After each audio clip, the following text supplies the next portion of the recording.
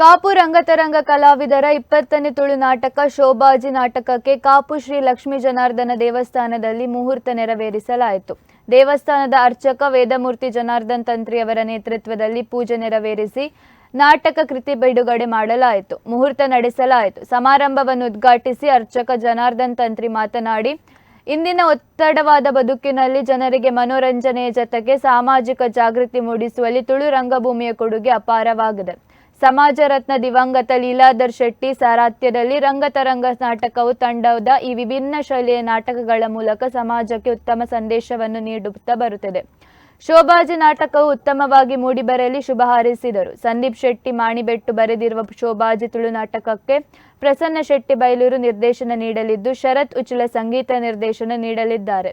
ಅಧ್ಯಕ್ಷತೆ ವಹಿಸಿದ ಉದ್ಯಮಿ ಶ್ರೀಕರ್ ಶೆಟ್ಟಿ ಕಲ್ಯ ಶುಭ ಹಾರೈಸಿದರು. ಕಾಪು 3ನೇ ಮಾರಿಯಮ್ಮನ ದೇವಸ್ಥಾನದ ದರ್ಶನ ಪಾತ್ರಿ, ಗಿರೀಶ್ ಪಾತ್ರಿ, ಪುರಸಭೆ ಸದಸ್ಯ ಅನಿಲ್ ಕುಮಾರ್, ಉದ್ಯಮಿ ನಯೇಶ್ ಶೆಟ್ಟಿ, ಮುಖಂಡರಾದ ಸುರೇಶ್ ಪ್ರಭು, ಸವೋತ್ತಮ ಕುಂದ, ಸುರೇಶ್ ಪ್ರಭು, ಸುಜಿತ್ ಶೆಟ್ಟಿ ಉಪಸ್ಥಿತರಿದ್ದರು.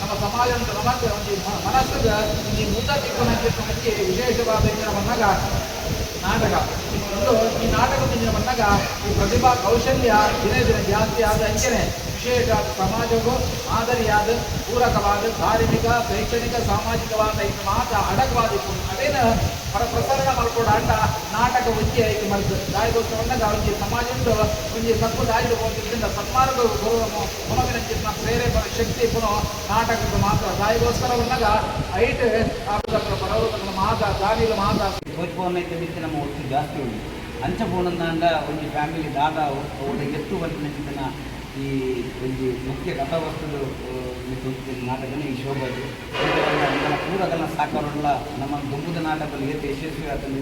ದೇಶ ವಿದೇಶಗಳು ನಮ್ಮ ಕೆಂಚ ಪುದರ್ ಬೈದು ಅಂಚನೆ